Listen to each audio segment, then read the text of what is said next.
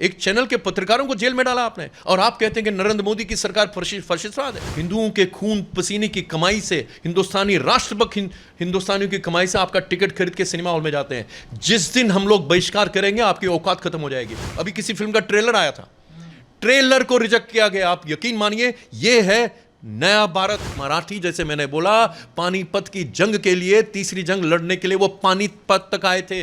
ये छत्रपति शिवाजी का प्रांत है।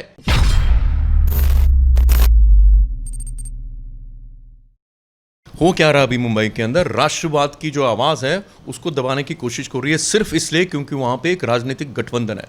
और सबसे पहले तो मैं बाला साहब ठाकरे का अभिनंदन करता हूँ, प्रणाम करता हूँ, क्योंकि जब कश्मीरी हिंदुओं का पलायन हुआ, उनका नरसंहार हुआ, वो सबसे पहले आगे आए। उन्होंने हमें शिक्षा के अवसर पूरे महाराष्ट्र में हमको दिए। हम आज उनकी वजह से, हमारे कश्मीरी हिंदू जो नरसंहार में बचे थे, उनके बच्चों ने पढ़ाई की। उसका श्रेय, एक बहुत बड़ा श्रेय जाता है बाला साहब ठाकरे को। और बाला साहब ठाकरे ने तो मुंबई के अंदर सफाई का अभियान चलाया था राष्ट्र विरोधी तत्वों के खिलाफ। आज शायद वो होते तो शायद उनसे ये देखा नहीं जाता। इसलिए जब मैं बात करता हूँ, मैं उन शिव सैनिकों की बात नहीं कर रहा हूँ जो शिव सैनिक राष्ट्रभक्ति के लिए जान देने के लिए तैयार है। वो शिव सैनिक जो, उनसे मैं जोड़ता हूँ, जो पानीपत की तीसरी जंग में पानीपत के लिए आए, लड़ने के लिए अब्दालियों के साथ, जहादियों के साथ लड़ने के लिए, महाराष्ट्र से पानीपत लड़ने के लिए आए। तो ये इनका योगदान है। हिंदुस्तान की 1000 साल की जो जंग है जहादियों के खिलाफ, उसमें महाराष्ट्र के मराठा लोगों का बहुत बड़ा योगदान है। तो इसलिए मैं उनके शिव सैनिकों की बात नहीं कर रहा हूँ, मैं उन अपॉर्चुनिस्ट राजनीतिकों की बात कर रहा हूं जिन्होंने राष्ट्रभक्ति को दांव पे लगाया क्योंकि उनको कुर्सी पे बैठना था। एक चैनल के पत्रकारों को जेल में डाला आपने, और आप कहते हैं कि नरेंद्र मोदी की सरकार फशिस्टवाद है। किस राज्य के अंदर बीजेपी के सरकार है? मैं अभी पार्टी पॉलिटिक्स की नहीं बात कर रहा हूं, मैं आपको यह कर रहा हूं कि दुनिया में आपने हर मुल्क में जाके इन्हीं बुद्धिजीवी लेफ्ट लिबरल टुकड़े गैंग ने हिंदुस्तान को बदनाम किया, हिंदुओं को बदनाम किया, मोदी को बदनाम किया। जब आप मोदी को बदनाम करते हैं, आप हिंदुस्तान के चुने हुए प्रधानमंत्री को जो आप बदनाम करते हैं, तो आप हिंदुस्तान को बदनाम करते हैं, हिंदुओं को बदनाम करते हैं, जो यहाँ की मेजॉरिटी कम्युनिटी है, सनातन धर्म को आप बदनाम करते हैं। तो मैं समझता हूं कि जो लोग ये बोल रहे हैं उनको ये याद रखना चाहिए, जिस वजह से आप उस कुर्सी में बैठे हो, लोगों के वोट की वजह से बैठे हो, वही वोट आपके खिलाफ जाएगा, क्योंकि हिंदुस्तान अब जाग गया है। आज की तारीख में कंगना रनौत के साथ हिंदुस्तान खड़ा है। बार बार बोलना सिर्फ इसलिए नहीं कि उनकी ये पर्सनल लड़ाई है। मैं समझता हूँ उन्होंने ज़िंदगी में बहुत कमाया हुआ है, वो चाहे तो चुप रह सकती थी, और वो जितना उनके साथ नुकसान हुआ है वो उसको सह भी लेंगे, लेकिन उसके बावजूद वो बोल रही है क्योंकि ये मुंबई की इज्जत रख रही है, महाराष्ट्र की इज्जत रख रही है। क्योंकि महाराष्ट्र के लोग, अब ये मत सोचे कि महाराष्ट्र के जो लोकल लोग हैं, अब वहाँ पे जिन लोगों का आपने नाम लिया वो कंगना रनौत के खिलाफ है, लेकिन वहाँ पे बहुत लोग हैं जो कंगना रनौत के साथ खड़े हो गए। कितने लोग एयरपोर्ट पे लेने के लिए, वो मराठी लोग हैं, लोकल महाराष्ट्रन लोग हैं जो उसके समर्थन है। क्योंकि मराठी, जैसे मैंने बोला, पानीपत की जंग के लिए, तीसरी जंग लड़ने के लिए वो पानीपत तक आए थे। ये छत्रपति शिवाजी का प्रांत है। उन्होंने रेजिस्टेंस दी। 1000 साल की जो हमारी जहादियों के खिलाफ और बाद में अंग्रेजों के खिलाफ जो हमारी जंग रही है, चलती रही है पूरे 1000 साल, उसमें मराठाओं का, महाराष्ट्र के राष्ट्रभक्त लोगों का बहुत बड़ा योगदान रहा है। वो आज भी उनके साथ राष्ट्रभक्त आवाज के साथ खड़े हैं। कंगना रनौत के साथ जो कर रहे हैं, खाली सिर्फ जिनकी प्रॉपर्टीज की आप बात करें, दिल्ली, मुंबई के अंदर या किसी भी बड़े शहर के अंदर, आज की तारीख में दिल्ली के अंदर आधा दिल्ली, मुझे आधे से कुछ हिस्सा, बहुत बड़ा हिस्सा तो अवैध कंस्ट्रक्शन है। तो क्या आप सब जगह बुलडोजर चलाते हैं? तो ये तो जाहिर है आप इनसे बदला लेना चाहते थे, आपने इनको चुनौती दी।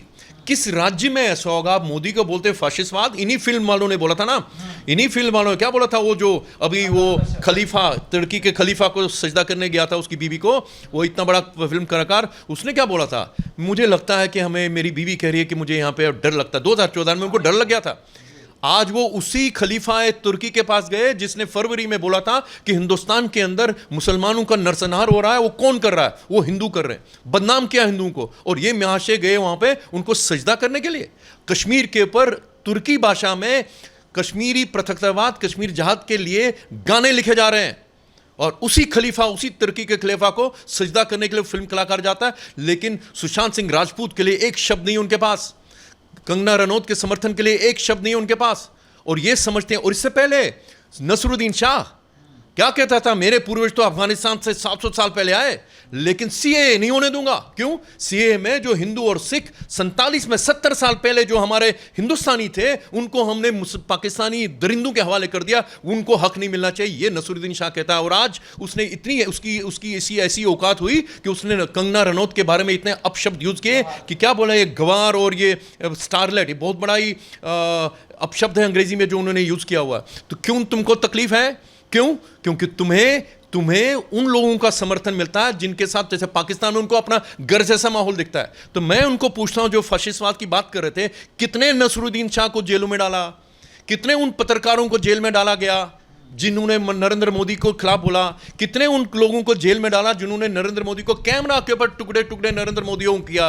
ये प्रोपेगेंडा जो है ना, इसी वजह से, इस प्रोपेगेंडा से क्या प्रोपेगेंडा कर रहे हैं लोग? खाली मोदी के खिलाफ प्रोपेगेंडा नहीं है, ये भारत के खिलाफ प्रोपेगेंडा है, हिंदुओं के खिलाफ प्रोपेगेंडा है। तभी जाके अमेरिका के जो आपकी पत्रिका और वहां के जो न्यूज़पेपर्स हैं उनके अंदर जो एडिटोरियल्स आते हैं, क्या लिखते हैं वो लोग? हिंदुस्तान के अंदर हिंदू लोग जो है फाशिस्टवाद है। कहां है फाशिस्टवाद? ये हो रहा है फाशिस्टवाद जो वहां पे कंगना रनौत का घर तोड़ दिया उन्होंने आपने एक दिन, जबकि मुंबई हाई कोर्ट का ऑर्डर है 30 सितंबर तक आप कोई तोड़फोड़ की कार्रवाई नहीं कर सकते। ये तो सबसे बड़ा उल्लंघन है। कोर्ट बोल रहा है, उसके बावजूद मुंबई के जो फिल्मकार हैं उनकी जुबान चुप है। लेकिन आपके द्वारा देश को बताना चाहता हूं, पहले भी बोल चुका हूं, शायद आपके चैनल पे भी बोल चुका हूं कि ये फिल्म वालों को बोलिए कि आपकी जो शोहरत है, आपने जो कमाया है जिंदगी में, वो हिंदुस्तान के गरीब हिंदुओं के खून पसीने की कमाई से, हिंदुस्तानी राष्ट्रभक्त हिंदुस्तानियों की कमाई से आपका टिकट खरीद के सिनेमा हॉल में जाते हैं। जिस दिन हम लोग बहिष्कार करेंगे आपकी औकात खत्म हो जाएगी। और अपील करता हूं आज के बाद, जो फिल्म स्टार, जो फिल्म मेकर भारत के राष्ट्रवाद के खिलाफ आवाज उठाएगा, जो शाहीन बाग जैसी मूवमेंट के साथ खड़ा होता है, जो हिंदू और सिखों जो पाकिस्तान के अंदर हमने छोड़े हैं, जिनको सीए के द्वारा यहाँ पे इज्जत दी जा रही है, उनको हक दिया जा रहा है, जो उसके खिलाफ है, जो कश्मीर जहाद के खिलाफ नहीं बोलता है, जिन्होंने आज तक कश्मीरी हिंदू के नरसंहार के बारे में जुबान नहीं उठाई, जो इस्लामवाद के खिलाफ नहीं बोलते हैं, उनके लिए ये पूरा मैसेज होना चाहिए कि हम आपकी फिल्मों का बहिष्कार करें। और हो रहा है। अभी किसी फिल्म का ट्रेलर आया था, ट्रेलर को रिजेक्ट किया गया। आप यकीन मानिए, ये है नया भारत। अब ये भारत में ये दांधलेबाजी नहीं चलेगी, आप बेवकूफ नहीं बनाएंगे हिंदुस्तानियों को। तो मैं समझता हूं एक बहुत बड़ी मूवमेंट है। कोई भी नेता कुछ बोले, अब आपको जब वोट लेने के लिए जाना पड़ेगा, नरेंद्र मोदी जब बोलता है 2014 में, आपके भी द्वारा बोलता, तो नरेंद्र मोदी के हर काम की समीक्षा होती है। 100 दिनों के अंदर अंदर उन्होंने जो पिछले 2019 में बोला था, ये करेंगे, तीनों चीजें होगी। 370 हट गया, जम्मू कश्मीर का पुनर्गठन हो गया, राम मंदिर की बात की थी, उसके लिए कोर्ट की तरफ से आदेश आ गया। ये सब होता है क्योंकि लोग डिमांड करते हैं। आज तक लोग पूछते नहीं थे। नरेंद्र मोदी वो करा है जो हिंदुस्तान की 130 करोड़ राष्ट्रभक्त जनता मांग रही है। और राष्ट्रभक्त जनता ये भी मांग रही है कि कंगना रनौत के साथ खड़ी हो जाए। सर सवाल तो ये भी उठता ना सर, जो ये सब हुआ, कंगना रनौत ने जो बोला कि पीओके, प्रशासन पीओके हो चुका है, उसको लेकर उन्होंने प्रशासन पर सवाल या निशान खड़े करे। उसको लेकर संजय राउत कहते हैं कि मराठा प्राइड को लेकर सवाल है, मराठा प्राइड पर इन्होंने सवाल उठाया है। और कहने का मतलब ये है सर, तब कहाँ चुप हो जाते हैं जब वीर सावरकर का कांग्रेस द्वारा, जिसके आप गठबंधन में है, मजाक उड़ाया जाता है, अब शब्द बोले जाते हैं और आप उस पर कुछ नहीं बोलते। उस समय आपका मराठा प्राइड कहाँ खत्म हो जाता है सर? सिर्फ और सिर्फ आपको कंगना रनौत पर दिखता है। वीर सावरकर अंडमान निकोबार जिस जेल में थे, वो वहाँ पे उनके जेल की जो सेल थी, जो कोठरी में, काल कोठरी के बाहर पिछली एनडीए सरकार ने वहाँ पे बोर्ड लगाया था, वीर सावरकर का बोर्ड लगाया था। ये जो कांग्रेस का जो नेता है, उन दिनों मिनिस्टर था, उसने जाके वो हटा के फेंकवा दिया।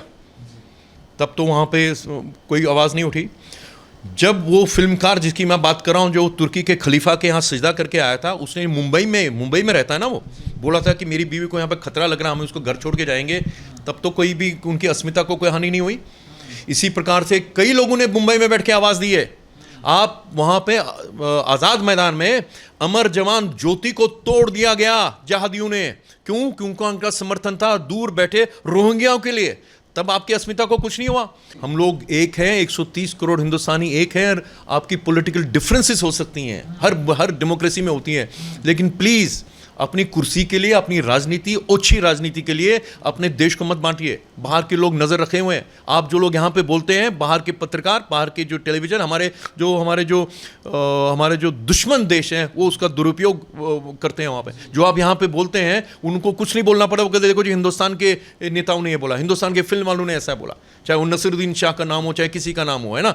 तो मैं उनको आपके द्वारा अपील करना चाहता हूँ, ये अपराध का मामला है, इसको प्लीज़ प्रांतों में, राज्यों में, जातियों में, धर्मों में और भाषा में मत बांटिए। ये धर्म है। और सुशांत सिंह राजपूत एक आम आदमी नहीं था। मैं बार बार कह रहा हूँ, वो एक उगते हुए नए हुए भारत का एक उसका प्रतीक है।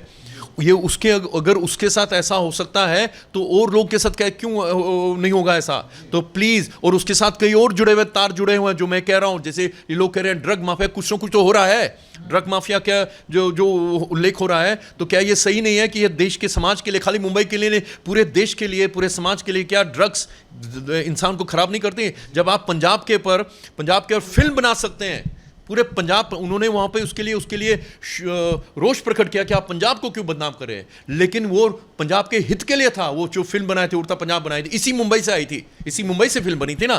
तो तब तो आप लोगों को एहसास नहीं हुआ कि तुम लोग बदनाम हो रहे हो।